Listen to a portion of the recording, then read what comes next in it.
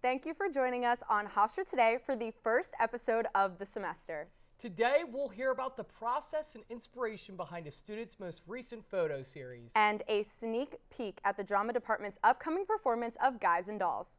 Later, our field reporter is live at a mixer geared to help connect Hofstra women to mentors.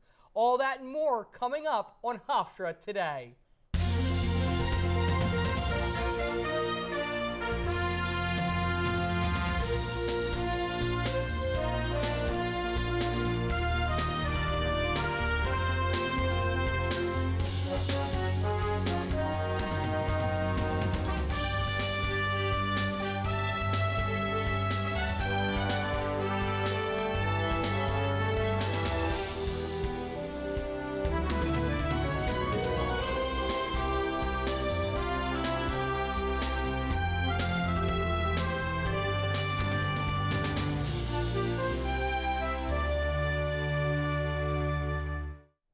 And welcome back to our first show of the semester, our last semester as seniors. Oh, you're going to get me all emotional, Lex. Oh my gosh, Jay and I have been friends since freshman year, so this is like really kind of crazy. We have this show and then we have one more together and we'll be done. Full circle moment. We'll be graduating in May. We have like barely any time. It's so sad. Where does it go? I mean, it really just, I feel like I blinked and we're here. Everyone says it's fast, but truly, I didn't think it really does fly, fast, especially at the comm school, like getting involved in the comm school, doing stuff like this. Like I feel like I had my first Hofstra Today show as anchor fall semester my junior year, so over a year and a half ago now, which is crazy because it feels like it was yesterday. Literally feels like it was yesterday. Now for your Hofstra news, the upcoming career fair. Connect with employers at Hofstra University All Majors Career and Internship Fair, Wednesday, March 12th from 1 p.m. to 3:30 p.m. at the David S. Mack Sports and Exhibition Complex. The visiting companies, which will represent a wide range of industries, will recruit for full-time, part-time, volunteer, and internship opportunities. It's a great place to connect with a large amount of employers at once, so we hope to see you there. Attention all undergraduate seniors, Orientation and New Student Programs is hosting the Graduation Fair on March 26th in the Student Center Atrium from 10 a.m. to 4 p.m. Stop by to talk to advising, get questions answered by the Career Center, and learn about upcoming senior programs, socials, and celebrations. Also, free limited edition Hofstra merch drops at 1 p.m. Email graduation@hofstra.edu for more information. Tonight at 6:30 is Hofstra's free first monthly Gen Dinner hosted by First Generation Pride. The event lasts until 8 p.m. at Amsterdam House in the Netherlands Complex. Email firstgen@hofstra.edu for more information. And now, learn about an event Hofstra hosted to showcase the work of local Black business owners and help students network.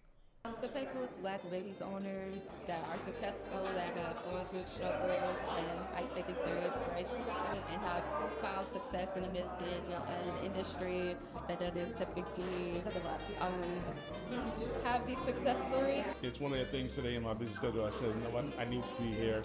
I want to be able to share my experience because I got my first start in entrepreneurship in college. Just very inspirational. I loved it. I love seeing success stories with people that look like me. I come from the majority Black area. It is low income.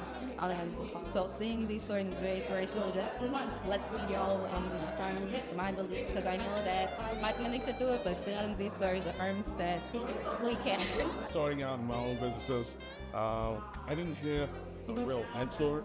I went out and sought the information on myself and, picked brains of others. And during my time, we didn't have, panelists and expos that we could attend where people in the industry were able to give us knowledge and information. So businesses, I'm selling cookies and then later on I'll grow to do more treats, but as of now I'm just selling chocolate chip cookies and then chocolate chip Oreo cookies. I really appreciate the opportunity to be at Black Business Expo. It's an opportunity for me to showcase my work and also let other students know that I'm here, I'm available on campus, and there's somebody here who can do your hair. They actually reached out to everyone and then I signed up and I actually got a grant for this and they helped pay for some supplies. At the Black Business Expo, I really hope to achieve more outreach and for people to know that I'm here, that I do hair, because there's a lot of people who don't know about me yet, so I'm really just hoping to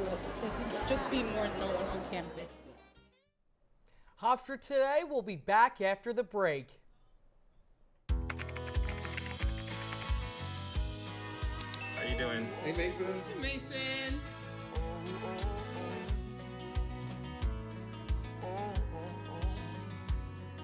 Thank you.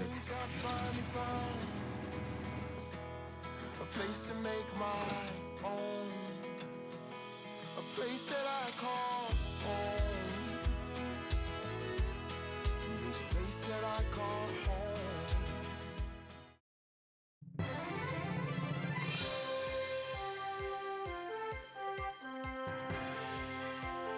Hello and welcome back to Hofstra Today.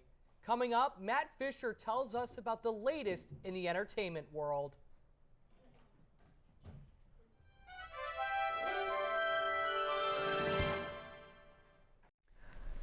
I'm Matt Fisher, and this is your entertainment report. Last Wednesday, Gossip Girl and Buffy the Vampire Slayer star Michelle Trachtenberg died at 39 years old. Police found her unresponsive and unconscious in her Manhattan apartment, later reporting her death seeming natural, related to a medical issue Trachtenberg recently reported. Her family declined an autopsy, and because law enforcement did not deem her death suspicious, the medical examiners honored their request. A representative for the Trachtenberg family requests privacy for their loss and no more information to be released. Conan O'Brien hosted Sunday's 97th Oscar Awards ceremony.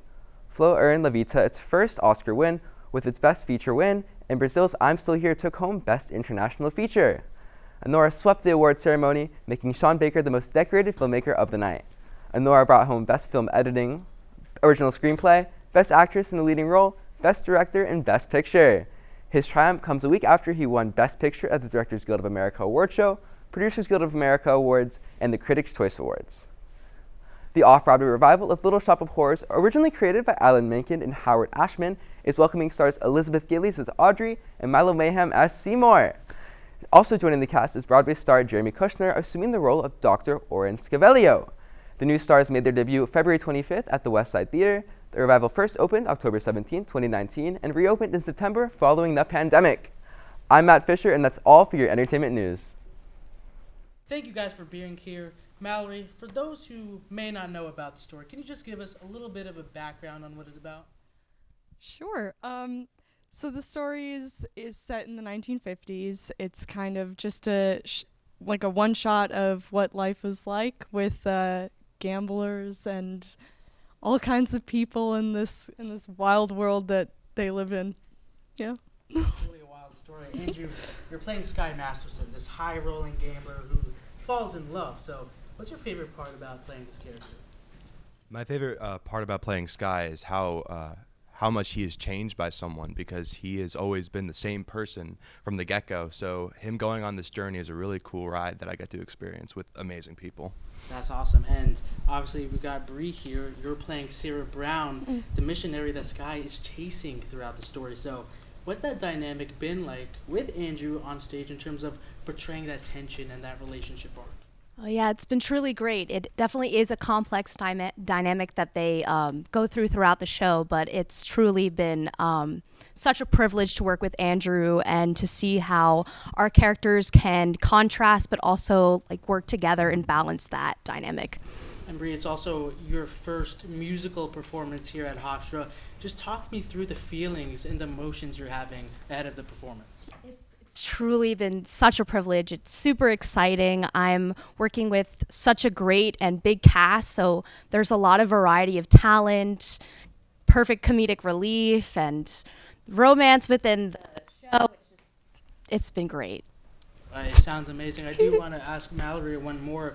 This is obviously an iconic story throughout Broadway history. What does it feel like to be able to perform such a great musical?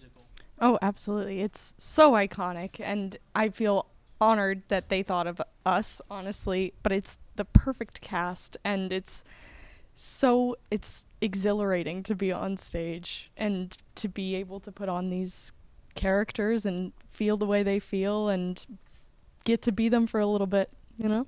That's amazing. Well, first show is Friday, March 7th at 8 p.m. at the Adams Playhouse, and we're looking forward to all of your performances. Thank you.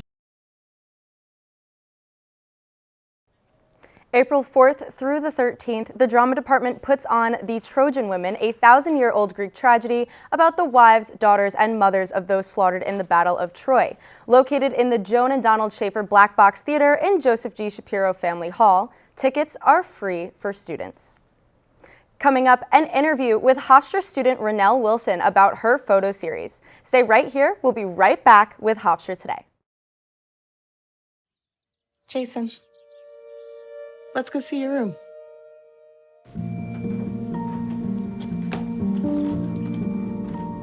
What do you think? We kept it a little spare, so you can decorate it how you like.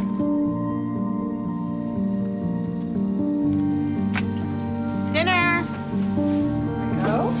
Excellent. Soccer is fun. Yeah, I saw you guys out there. We're the family. Yeah! Oh, I thought you were on my team. Wait,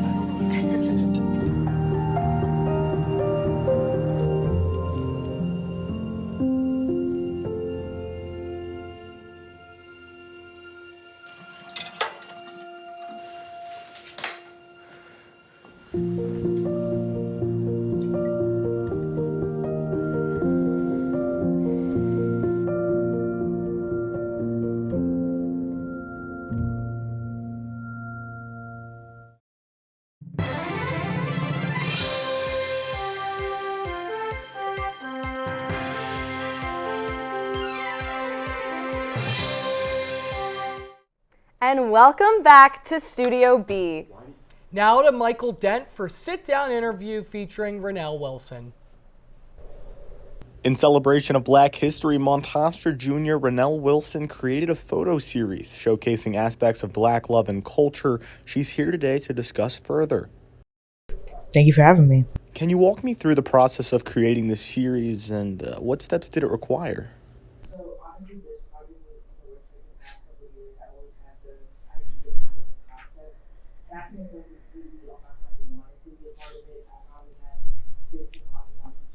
Kind of reduced it down to 7. The day of, though, it was extremely hectic. My lighting director canceled the morning of, and I originally had a location that wanted to give us permission. Then they changed their mind last minute, so I went to 6 other stores, and I finally found one back in my old neighborhood in Brooklyn that let us use the space. And when you found that location, it was, of course, a beauty supply store. But I was wondering if you can expand on it for our viewers on Hofstra Today. So a beauty supply store, for me personally, I feel like it's one of the Black sacred spaces that we have that is very accepting of the diversity in our hairstyles, our hair textures. I feel like that was the perfect place to showcase everything that I wanted to do. In an Instagram post, you talked about your definition of Black excellence and love. Mm-hmm. I was wondering if you can talk about that definition and the importance of seeing it represented. Okay, so for me, I created these definitions, what they mean for me personally. I believe Black excellence is a mindset, embodying the sense of brilliance that we have as a people in uplifting Black culture. And Black love is a concept that reinvigorates the idea that we deserve healthy love, something alternative than negative stereotypes perpetuated against us. And I feel I want to change how that's represented in media. So I wanted to show people interacting with each other, what that intimacy looks like. I was wondering, looking ahead, I was wondering, this was, of course, a standalone project. Yes, it was. With it being a standalone project, do you have anything new in the works that we can look forward to? Ooh, so an upcoming project that I have is an office siren romance, kind of showcasing a Black lesbian romance, just to also create an alternative representation for that genre as well. What are some of the most important things you feel that you learned through this experience? I think from a planning standpoint, just making sure that you always have locations set down and always be prepared for the worst ultimately, but also understand why you want to showcase the work the way that you do. I think it's important to understand how your audience is receiving what you want to showcase. So I think just remembering why you do it and where your passion is at is important. Yeah. Thank you again to Rennell Wilson for showcasing her work for us today. For more on her work, check out her Instagram at shotsbyrw.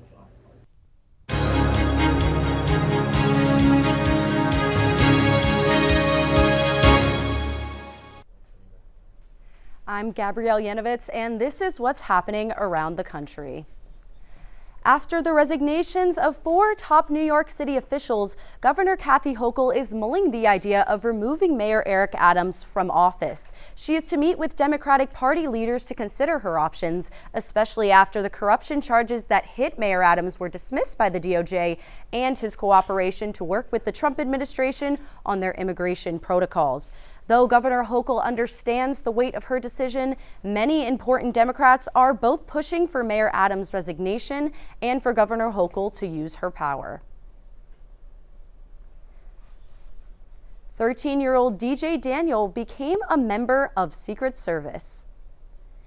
At Tuesday's session of Congress, President Trump honored the teen with what appeared to be his own ID credentials. 7 years ago, DJ was diagnosed with brain cancer and given 5 months to live. The Texan is now on the verge of becoming his dream, a U.S. agent.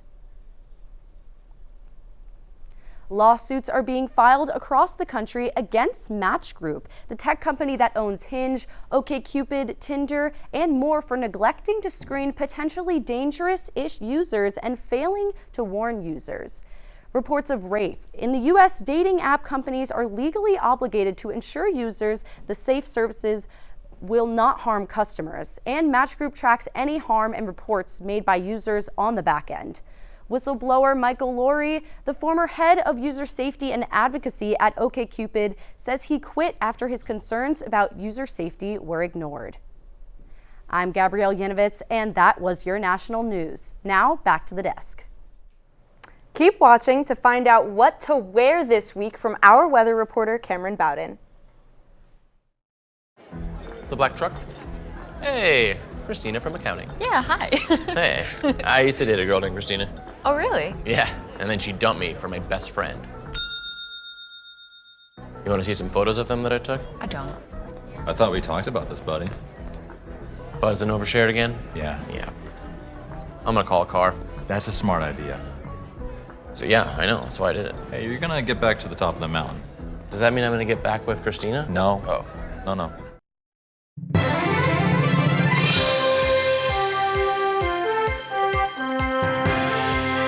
First up, we'll hear this week's forecast, and after, Lindsay Lokema takes us live into an event in honor of Women's History Month.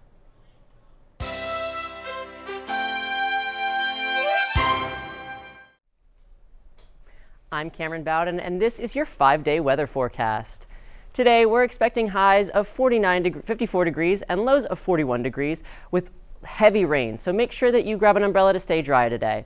Tomorrow, highs of 52 degrees and lows of 32 degrees are expected, meaning that we have a big range there. Cloudy skies, though, are not going to be on your side, so make sure you grab a coat so you stay warm. Looking into this weekend, Friday, you can expect highs of 47 degrees and lows of 31 degrees. Same goes for Saturday, where you expect highs of 43 and lows of 32 degrees.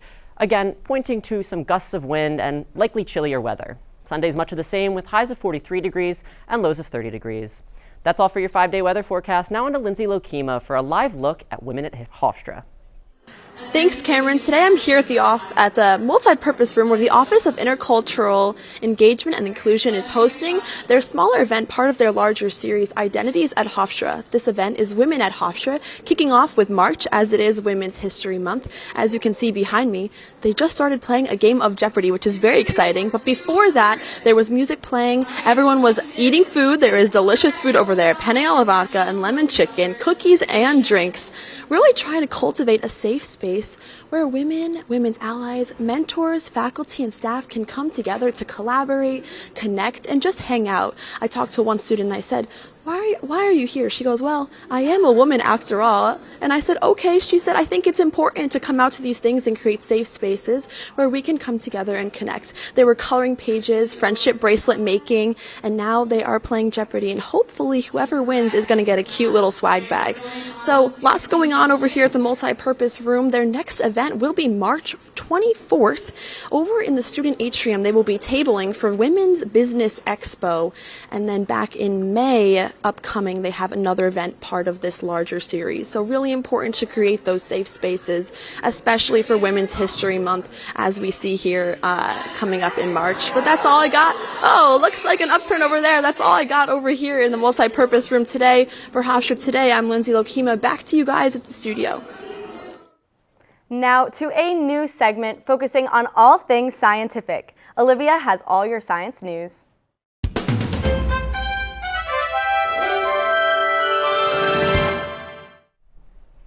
I'm Olivia Remusat, and this is the latest in science.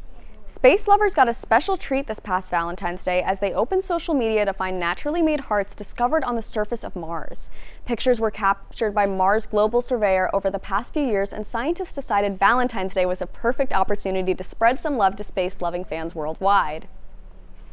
New research suggests upping your physical activity may lower your risk of developing neuropsychiatric diseases such as anxiety, depression, and dementia. More than 73,000 individuals at 56 years old were analyzed, comparing their amount of physical activity with neuropsychiatric diseases. Exercise may help regulate metabolic functions and lower inflammation behind the subtype of depression known as immunometabolic subtype. A new test called Pac-Man has recently sparked some attention as it's been found to pick up signs of pancreatic cancer in people's blood with 85% sensitivity and 95% specificity. Identifying early stages of pancreatic ductal adenosarcoma is extremely difficult, and by the time symptoms arise, the cancer is often spread outside of the pancreas. With this test catching this cancer early, it could change lives and open up more doors in the scientific world. The Pac-Man team is now looking into a potential clinical trial and opening up to a bigger audience in order to change lives for the better. I'm Olivia Remusat, and that's your news happening in the science world. Don't leave, because when we come back, we'll meet with two of the students that went to the Super Bowl on Hofstra's dime.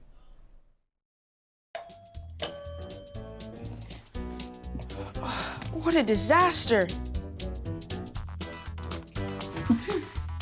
You're a disaster.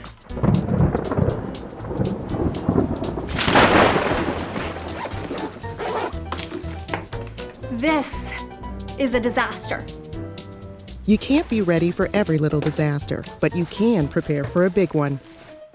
Make an emergency plan today.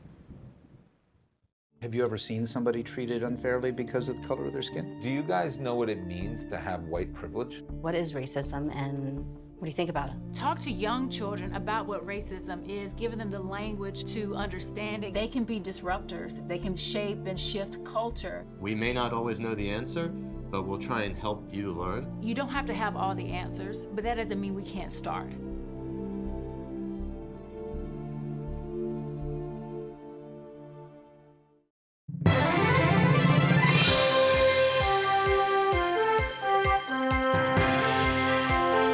Welcome back. Coming up, the latest in Hofstra sports, we talked to two of the three students that got the opportunity to go to Super Bowl 59. But first, sports with Jenny Dove.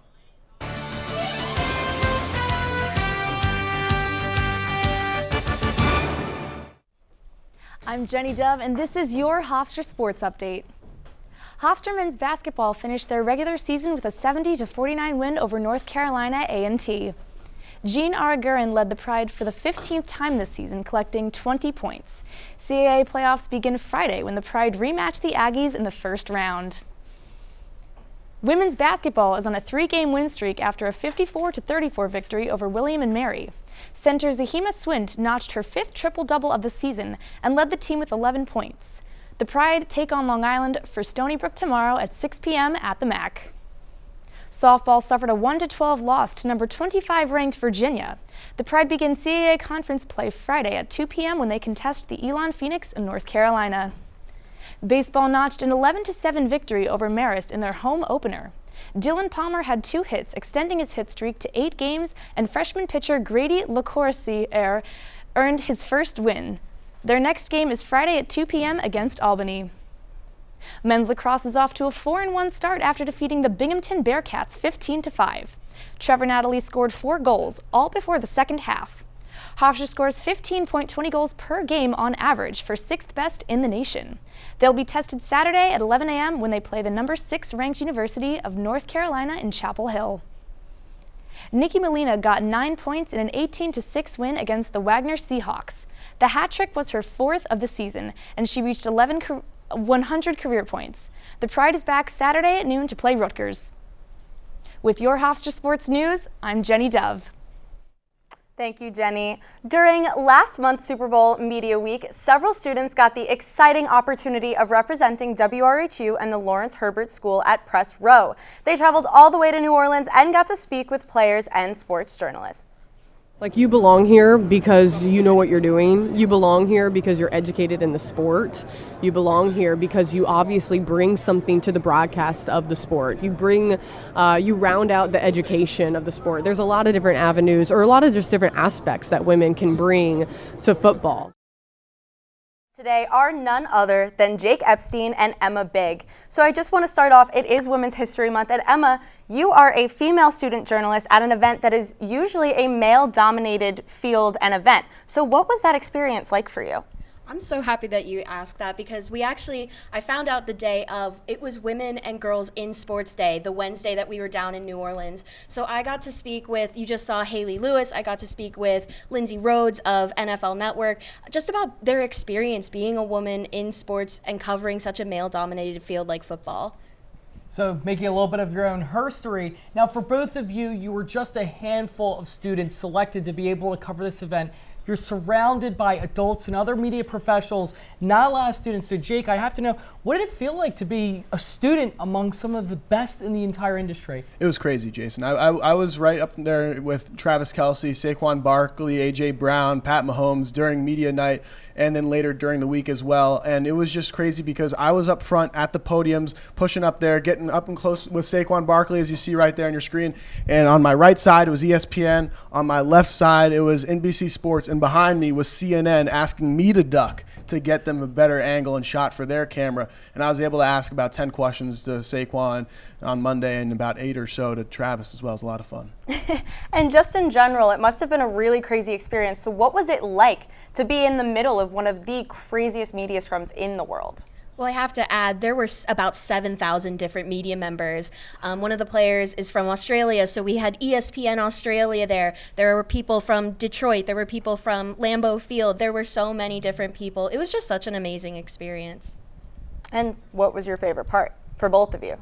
I think my favorite part was when I got to ask Saquon Barkley questions. You know, I'm a Giants fan, grew up a Giants fan, and I kind of loved watching him succeed and win because of those clips on Hard Knocks where we got to see him leave the Giants and go to the Eagles. So seeing him be so successful and talking to him and just picking his brain and learning about how Kobe Bryant inspired his mentality to come back from injury just was amazing. All right, well, Jake and Emma, thank you so much for your time, and congratulations on the absolutely incredible opportunity. Right, that is all the time we have for this episode of Hofstra Today. Make sure to follow us on Instagram and TikTok at Hofstra Today. And tune into our next episode on March 26th at 1:30 p.m. That's all at and around Hofstra Today.